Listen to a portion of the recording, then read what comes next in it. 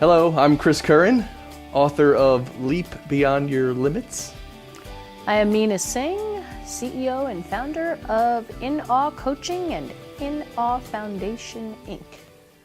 So speaking of engagement, because you just becoming engaged, right? Oh boy. And, but the other He's engagement... going to put me on the spot now. No. Okay, all right. I want to talk about the other engagement. Yes, let's talk about the other engagement. The engagement of between a coach and a client. When someone is being coached or being trained even, what is the best way for them to engage themselves? What do you mean by engage in that way? Engage simply is a matter of taking action, and they need to take ownership to do something and to commit something. Because if they're not committing anything, then nothing is going to happen. And nothing happens if you don't take action. We all know that. It's all intertwined. But the engagement is more about, I believe, and I always say this, it's a catch little phrase, taking inspired action. How do you take inspired action? When you do these activities that I just mentioned. I mean, that system worked phenomenally. The JPS system. The JPS system. I'm actually going to like patent it and roll it out. And it works. And it works. And having 20 people engaged in that moment right there. And nobody's like, there was one individual, which I would love to challenge and call him personally. There's always one, Meena. Of course. There's always one in a crowd. We know that. But he was truly my challenge. What is it that he didn't like? Because that's the one I'm going to learn from the most. Think about it. It goes back to our point of what we were talking about. Feedback, comments, constructive criticism. There you go.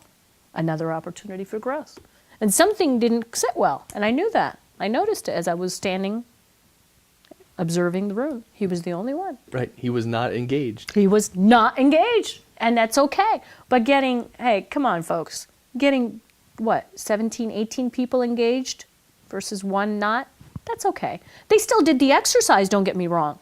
And of course I know it was only a matter of out of respect that they did it, but the body language was so obvious.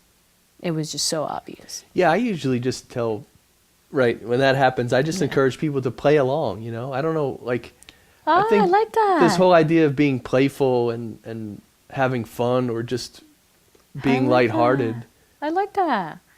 Yeah, tell me, playful though. Playful and just act as if, like... Yeah, just play like if you're a child. Just, okay, hey, let's do it. Make believe. Let's have fun with this. Just, I'll do it anyway. I don't want to do it, I'll do it anyway. Yeah. Okay. I mean, that's hard for some people, like this person at your event, Right. but that's exactly the thing that you need to overcome, right? Thank you. Another objection as we talk about in the coaching world, but that's okay. Yeah, because if you're not engaged in the sense that you're committed, I like you use the word committed. It's good because I think of if you're talking to someone and just a normal conversation, you're speaking to someone and they're just like looking around and they're like not paying attention and they don't even care and they're like, on their phone. They're not engaged with you and you can feel that and you know it. Absolutely. I and I know you don't do this either, but I remember when I was in group coaching with you, you weren't on your cell phone. I remember that. I remember these things, but that's because you're committed to us. That time is for us. It doesn't matter what the phone is doing.